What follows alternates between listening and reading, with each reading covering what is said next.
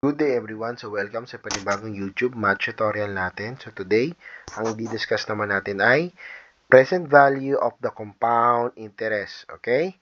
So mapapansin natin doon sa baba, ang compounding period natin ay annually. So hindi mo na tayo magko-focus o hindi mo na tayo papansin na ibang compounding period bagkos magko-focus lang tayo sa compounded annually o yung ating compounding period ay kada taon. Okay?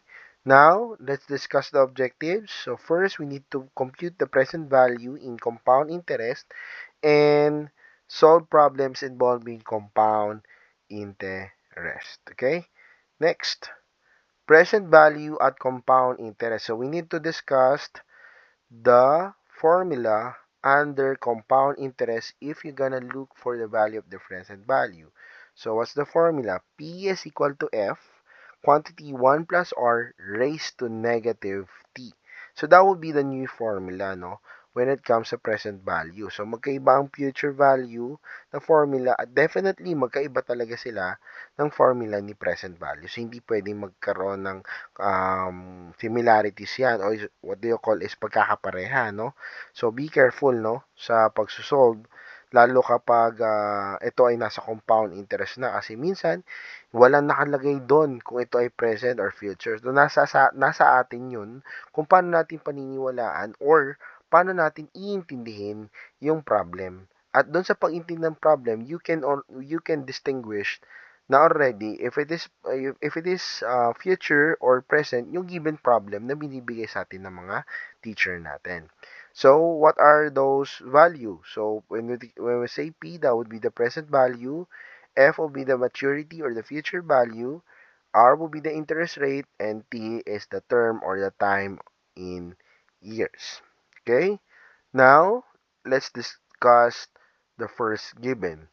What is the present value of 50,000 due in 7 years if money is worth 10% compounded annually? So, makikita natin, lagi natin makikita yung annually because we will just discuss the compounding period in terms of year. So, what's next? After you identify, we already identify kung ano yung hinahanap because napaka-obvious na nandito na agad yung hinahanap kasi sabi, what is the present value? So, dun pa lang, no, sa couple of words na yun, na-identify nyo na kung anong kailangan hanapin, which is the present value. So, after you identify kung ano yung pinapahanap or what is asked, you proceed with the givens that you have. So, isa-isahin natin. So, yung 50,000 na yan, that will be your future. So, this time naman, present ang hinahanap. So, si future naman ang magkakaroon ng value. Next, the rate will be 10% converted into decimal, 0.10 or 0.1. Parehas lang po yun. Walang magiging problema. Next is the years, the time or the term. In our case, that would be 7 years. So we need to look for the present value or the value of P. So what we need to do is to substitute and write the formula that we have doon sa previous slide kanina. So sabi, to get the value of the present, F quantity 1 plus R raised to negative D. So we need to substitute. Palitan na natin lahat ng value ng corresponding numerical value. So F ay magiging 50,000, yung R ay magiging 0.10, at yung T is magiging negative 7. And what's next? You solve first what's inside your parenthesis. So in our case, that would be 1 plus 0.10 and the result is 1.10. Then, after mo ma-add, you raise it to the value of your exponent. So be careful ha. Pag nasa present value tayo o ang hinahanap ay present value, yung ating exponent ay magiging negative value. So be careful kasi yung problem na sinasagutan mo is present, tapos hindi mo nalagyan ng exponent doon sa kanyang exponent, so mag-iiba na po yung sagot. Lalayo na doon sa pinakatamang sagot. So, be careful tayo doon. So, after we add, which is 1.10, yung resulta, erase na natin sa negative 7, and I hope you get the same answer with me, which is 0.5131581123.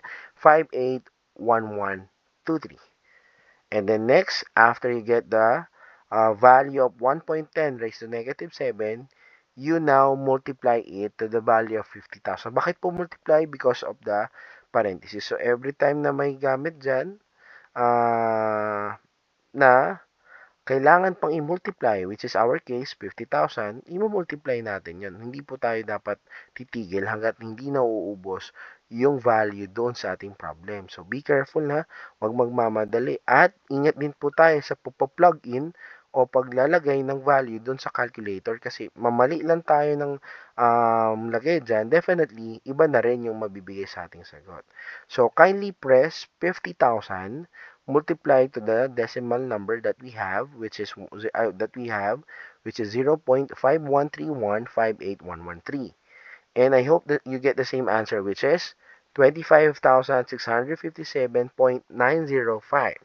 And then next, ang sabi ko po, dalawa lang ang kukunin natin decimal number. So you need to make an adjustment. So paano tayo mag-a-adjust?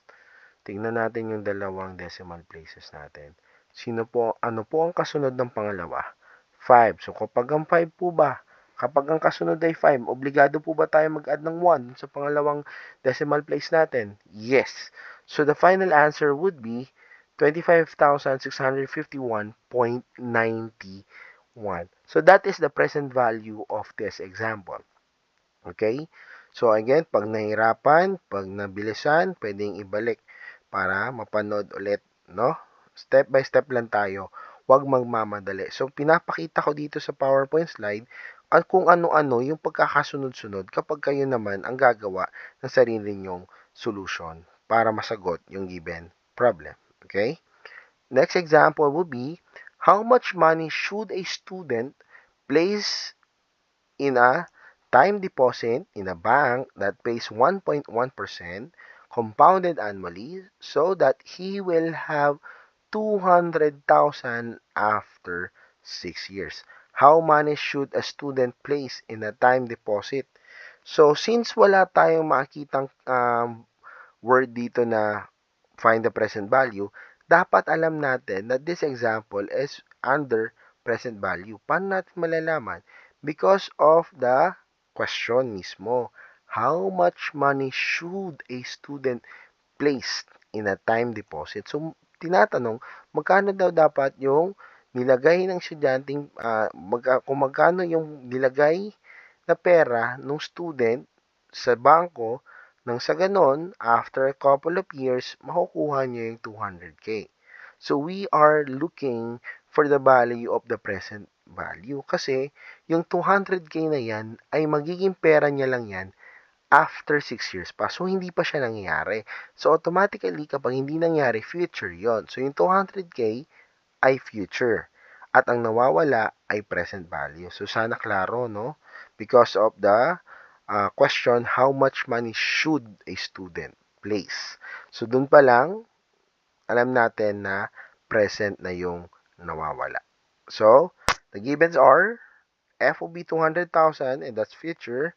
R will be 1.1% converted into decimal 0.011 times in terms of 6 years and you need to look for the value of P which is present value. Next, kindly used the formula under present value which is F quantity 1 plus R raised to negative T. So, first thing that we need to do is substitute all the values that we have dun sa ating given. So, 200K, which is the future, quantity 1 plus 0.011, it is our rate, raised to negative 6, it is our time. So, next thing that we need to do after you substitute is to solve what's inside your parentheses. So, if you're gonna simplify your value inside the parentheses, the result will be 1.011 raised to negative 6. So, after makuha yung sum dun sa parentheses, kailangan erase na natin yung sagot na yon in terms of negative 6. So, kindly input on your calculator or cellphone, kung cellphone ang ginagamit natin, 1.011 raised to negative 6.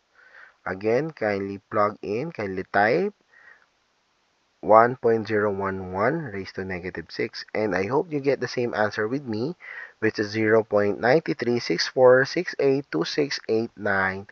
And then next, you're not done yet. Meron pa natitirang operation, may natitira pang step, which is to multiply your answer dun sa ating future value, which is 200K. And if you're gonna multiply those two numbers, the result must be 187,293.6537.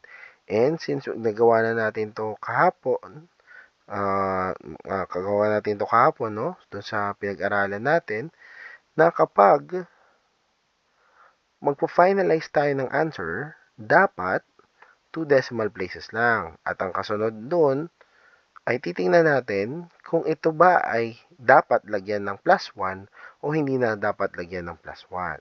Since ang kasunod ng pangalawang number natin, so ang pangalawang number natin dito is 5, ang kasunod niya ay 3. So kapag ito ay nasa pagitan o nasa grupo ng 0 to 4, hindi na po tayo obligado mag-add ng 1. So the final answer is just simply 187,293.65.